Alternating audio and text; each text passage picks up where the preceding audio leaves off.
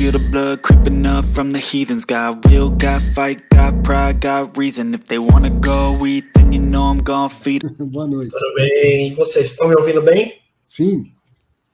Um prazer participar aqui, viu? Agradeço demais. Professor Arturo, Nod, acompanho muito vocês, eu não perco um. E nada do que vocês fazem aí eu perco. Vejo presenças ilustres no chat também, dicionário de investidor, o Kiko, o Bassi. Então, uma honra estar aqui. E eu sou um iniciante leigo aqui, peço até desculpas antecipadamente por perguntas óbvias. E vocês são, assim, muito humildes e pacientes em ensinar, assim, pessoas como eu. Estou aprendendo bastante com vocês. Agradeço demais, tá? É um prazer, uma honra para a gente também.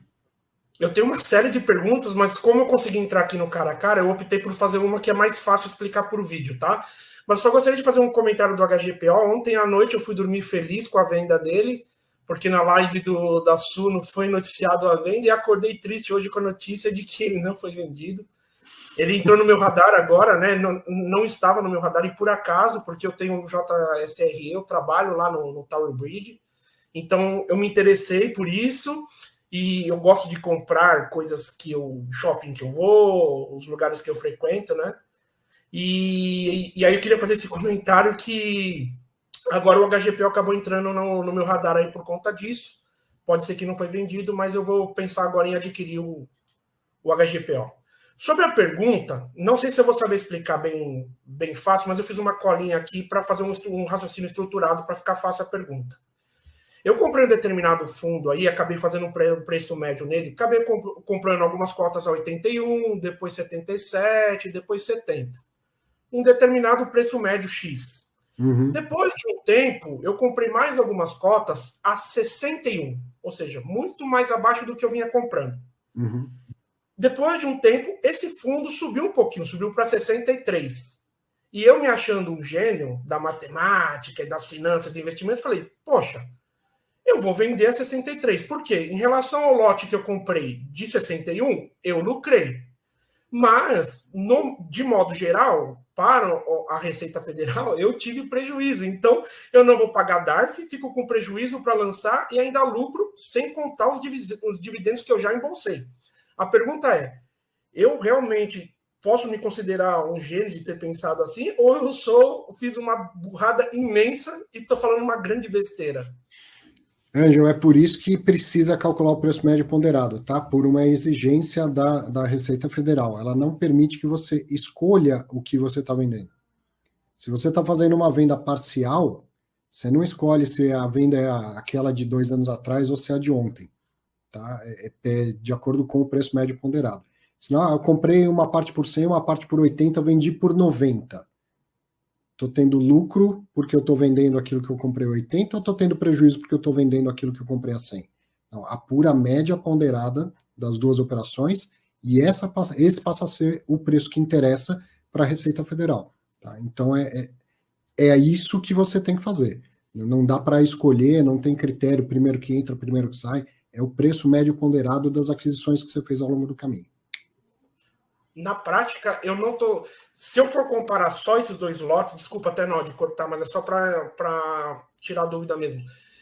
Considerando quanto ao imposto de renda, sem problema nenhum, eu entendi claramente. Mas em relação, comparando lote com lote, eu comprei a mesma quantidade, vendi a mesma quantidade. Na prática, eu estou tendo um lucro ou não? Também não, né? Também não. A lógica do preço médio, além da Receita Federal, vale para o seu patrimônio. Né? Quanto que você colocou de dinheiro lá ao todo e quanto que você está tirando de dinheiro aí. Percebe que vai ser a mesma coisa? Você está tendo lucro de uma das compras, de uma das pernas da compra, vamos dizer assim, e prejuízo da outra. Lembrando que assim, é uma coisa importante que o senhor falou agora, é muito importante, que a princípio, tá? A princípio, eu não estou pretendendo vender o restante.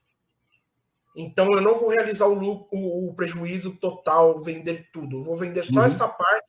Eu estava pensando em ter lucro só nessa pequena parte e não vender o restante. Então, por isso que eu achei que fazia sentido.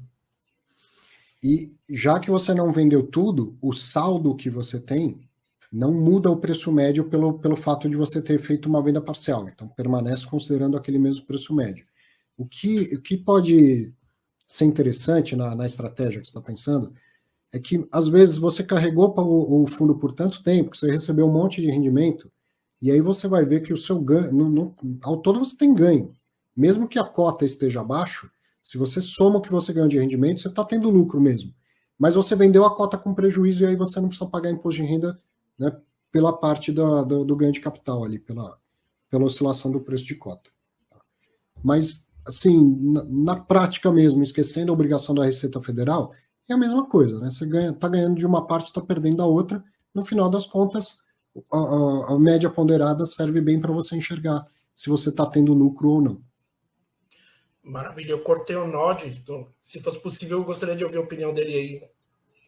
Não, claro, de boa. Bom, do ponto de vista tributário, matemático, seguindo as regras, etc., o Arthur falou, e obviamente você mesmo na tua fala já comenta o teu entendimento sobre isso. Vou tombar então para o lado do gerencial, do subjetivo. Você sai da operação com uma ideia de um lucro, porque afinal de contas você comprou a 61, vendeu a 70 ou 68, o que seja. Você baixou o teu preço médio, o que quer dizer que lá na frente, se você vier a vender essas cotas a R$100, muito acima de todas as pernas, etc., você acaba tendo, o que eu estou querendo dizer você baixou o teu preço médio, do resto, se você não tivesse feito essa compra e venda, não estou dizendo que ela é certa nem errada, estou só colocando vantagens e desvantagens. Você fez um lucro, você entrou com 10 mil, saiu com 15 mil, você fez um lucro de 50%, ponto, é dinheiro no bolso, e você continua com a mesma quantidade de cotas que você tinha antes dessa compra e venda. Isso é um fato. O ponto negativo para você observar é que, se você não tivesse feito isso, seu preço médio estaria mais alto, de forma que, se lá na frente a cotação chega a R$100, agora você tem um imposto a pagar maior do que você teria se você não tivesse. Não vou carimbar nem que foi bom ou foi ruim. Existe uma boa frase que diz: lucro bom é lucro no bolso. Isso é uma frase antiga do mercado. Só lembrar isso. Você acabou por aumentar o teu imposto potencial ou a reduzir o seu prejuízo potencial de uma venda futura quando você for operar, vender essas cotas mais velhas, digamos assim. Daí é que, por exemplo, em ações, muita gente tem a ideia de manter, sei lá, Petri 3 como buy and hold e fazer trade na Petri 4, porque um preço médio não bagunça o outro. Fundo imobiliário não tem isso, você tem que bagunçar o preço médio de qualquer forma. Não tem certo, não tem errado, não tem bom, não tem ruim, vai da tua estratégia. Se você entendeu as partes boas e ruins, ninguém melhor do que você para decidir o que fazer. Poxa, agradeço demais, ficou claríssimo agora. Eu não tinha pensado nesse ponto do agora eu vou ter que pagar mais impostos se eu for vender tudo. A intenção não é vender, mas se eu for vender, eu tô lascado. E agora ficou claríssimo. Agradeço aí a paciência, a dica de vocês. Foi ótimo poder perguntar. Muito obrigado. Pagar imposto é sinal que teve lucro. Ninguém gosta, mas é melhor ter lucro do que prejuízo. E olha que legal, Ângelo. O Hélio aproveitou sobre a sua pergunta. Se essas duas últimas operações fossem em outra corretora, seria lucro? Tanto faz a corretora, Hélio, é pelo CPF que você tem que consolidar o preço médio ponderado. Então, tanto faz em qual corretora você comprou. E isso reforça para você, Ângelo, que não tem essa de pergunta simples, pergunta besta. Pergunta, a gente está aqui para responder. Obrigado pela participação. I can hear the demons call when they do what they do. And now I feel like taking off, find a place with a view. The pain is never gonna stop if it's controlling you. I know the time